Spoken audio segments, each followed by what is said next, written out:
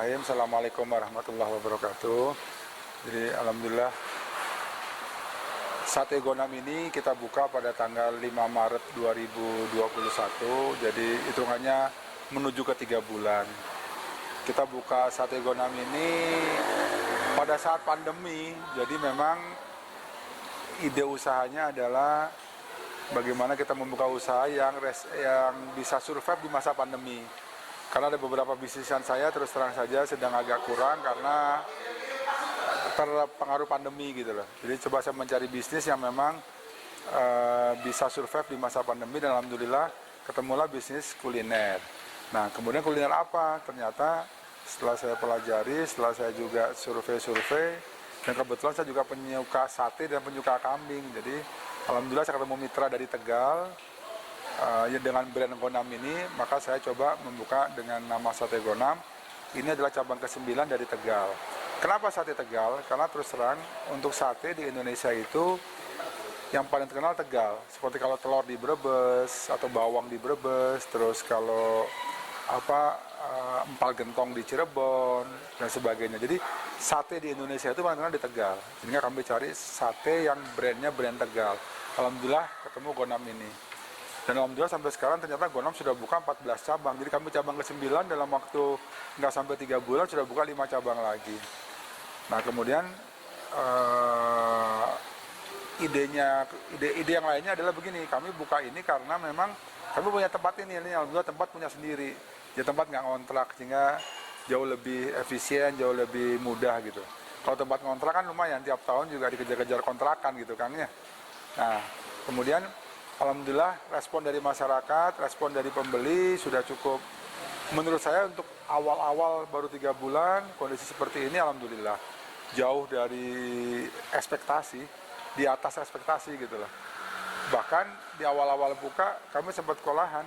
Kami sehari bisa sampai 700 tusuk, bahkan bisa sampai 1.200 tusuk pernah. Itu anak buah kami kewalahan, sampai ada beberapa konsumen kami yang marah-marah, terus terang saja marah karena tidak tertangani gitu, terlalu over tamu lah begitu ya. Tapi alhamdulillah dengan sekarang udah mulai agak establis lah. Kami karyawan ada 9 orang, 10 dengan admin yang bagian.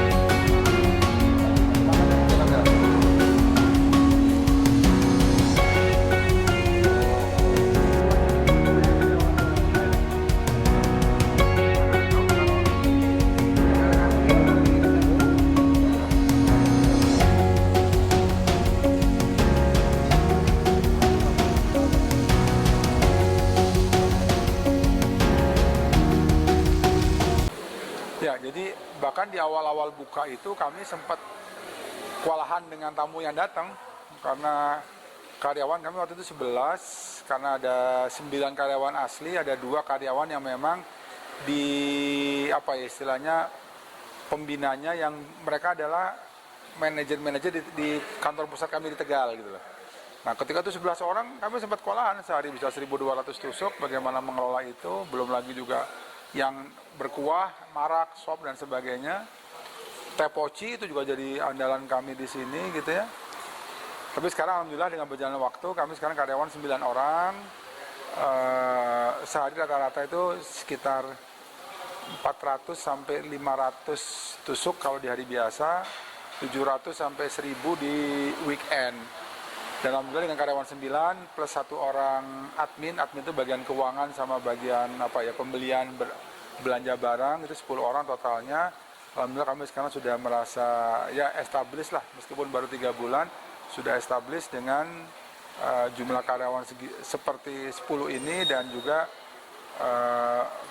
pengeluaran rata-rata sate tadi 500 sampai 700 atau 700 sampai 1.000 di weekend. Dan problem utama kami adalah kambingnya harus kami datangkan dari Tegal. Itu jadi masalah. Karena terus terang dengan kambing dari Bandung atau dari dekat-dekat sini beda rasanya kan, beda. Terutama kambing untuk sate. Karena ternyata di Tegal itu kambingnya itu memang diangonnya atau dipiaranya itu dengan teknik tertentu. Kebiasaan makannya, kebiasaan kesehariannya itu membuat rasa daging menjadi lebih gurih, lebih empuk dan sebagainya. Itulah subhanallah, mungkin Allah sudah menciptakan Tegal untuk daerah kambing lah, kurang lebih begitu gitu ya. Jadi kami 2 hari sekali minimal, atau bahkan kadang setiap hari harus mendatangkan kambing dari Tegal. Itu kadang-kadang menjadi kendala, terutama kemarin lumayan, Tegal sini itu 7 jam, 6-7 jam. Sekali datang itu kurang lebih 10 ekor. Apa? Pakai jadi gini, posisi kambingnya itu sudah dipotong. Jadi kami freezing dulu gitu lah. Datang ke sini langsung tinggal ditusukin gitu lah, seperti itu gitu ya. Sehari kita bisa 10 ekor. Kecil kambingnya, cuma 1 ekor tuh setelah dibuang bersih, bahkan dibuang tulang rusuknya, karena tulang rusuknya nanti kita pakai untuk sop dan gulai, itu tinggal 5-6 kilo. 5-6 kilo sedikit, 5-6 kilo itu mungkin jadi sekitar 200 tusuk. Jadi kalau rata-rata ini bisa kita sehari bisa 5 ekor sampai sama yang untuk gulai ya, seperti itu. Ustaz, mengenai apa sih mulanya? Awal usaha ini? Ya, usaha ini kalau di luar gedung kita bermodal kurang lebih 250 sampai 300 juta. Itu di luar gedung. Tapi alhamdulillah belum 3 bulan ini sudah tanda-tanda BEP-nya sudah mulai kelihatan. Target saya sih ini insya Allah mudah-mudahan sih setahun lah BEP lah. Setahun kita BEP sehingga tahun kedua sudah bisa menikmati hasilnya gitu. Seperti itu. Kenapa usaha kambing? Emang usaha ini ya? Karena COVID ya? Atau gimana?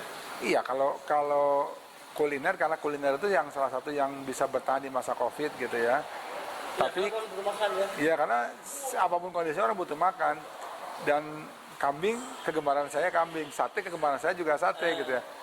Dan ternyata sate Tegal ini, apalagi di Bandung, punya pasar tersendiri. Karena sate di Bandung itu beda dari konsep dengan sate Tegal. Di Bandung sate rata-rata pakai bumbu kacang. Kita ada bumbu kacang tapi permintaan, kalau aslinya kita bumbu kecap gitu lah. Kayak marangi ya? Kayak marangi, ya tapi marangi beda lagi. Kalau marangi justru dagingnya dikasih bumbu kan. Kalau kami dagingnya nggak dikasih bumbu, jadi dagingnya benar-benar original rasa daging. Dan kita jamin tidak akan bau. Karena kambingnya kambing muda, 4-5 bulan kita umur kambingnya gitu lah. Susu mili? Apa? Susu mili? Iya, 4-5 bulan. 4-5 bulan lah. Kan kambing itu nyusu itu biasanya 3 bulan lepas susu. Jadi 1-2 bulan setelah lepas susu ya kita potong gitu lah. Itu. Nah, mengenai ini berapa nih omset per hari, per bulan? Ya rata-rata sih masih belum ini, kemudian rata-rata sehari itu bisa 7 sampai 10 juta ya. Sebulan? Sehari. Iya. Okay. Kalau sepi-sepinya, kalau lagi kondisi hari biasa itu biasa sampai 5-6 juta, tapi kalau weekend bisa 10 bahkan lebih. Jadi kalau rata-rata ditanya sekitar 7 sampai 10 juta itu rata-rata gitu lah. Jadi sebulan itu bisa sampai 200 sampai menuju 300 juta lah gitu. Sebulan tuh? Sebulan. Itu sudah dong BP ya? Kenapa? Sudah BP ya? Ya, kalau dengan ini belum, karena kan kita juga ya, tapi kan kita punya karyawan, kita beli jaban. Dan jadi gini, jujur aja, sate ini secara keuntungan tidak besar, karena kan dagingnya memang mahal gitu ya. Itu berapa harganya? Itu tergantung kiloannya ya, kita kilo hidup ya. Jadi kita belinya kiloan ya. Jadi Di Bandung ini rata-rata kan daging kampung itu 130-an per kilo, 30.000 per kilo. Jadi ya kita berharap sih dengan ini mudah-mudahan sih setahun kita bisa BEP lah gitu, intinya gitulah. Pusat mengenai apa nih tapi saingan usaha sate juga sate. Iya alhamdulillah karena sate kita beda konsep dengan sate-sate yang ada di Bandung. Dan kita punya beberapa keunggulan yang tidak dimiliki oleh orang lain gitu lah. Kita punya namanya kuah marak, gulai tapi gulai marak itu Arab ya? khas Arab, khas Timur Tengah, bumbu rempahnya kuat. Arab. Nah, tanpa ada santan, jadi dia light ya, tidak berat ya, light gitu, tanpa santan, itu sangat cocok dan itu ternyata menjadi primadona di sini. Jadi kami ini namanya usaha, kita harus punya diferensiasi, punya perbedaan. Nah, perbedaan kami adalah beberapa hal termasuk kuah tadi. Dan sate kami juga beda dengan sate yang di sini gitu. Sate kami tidak sebesar sate orang di Bandung, agak kecil. Karena kalau terlalu besar juga sate agak kenyal, agak keras. Itu membuat konsumen juga nggak terlalu tertarik gitu. Cukup, ada lagi? Cukup, makasih. Oke, siap.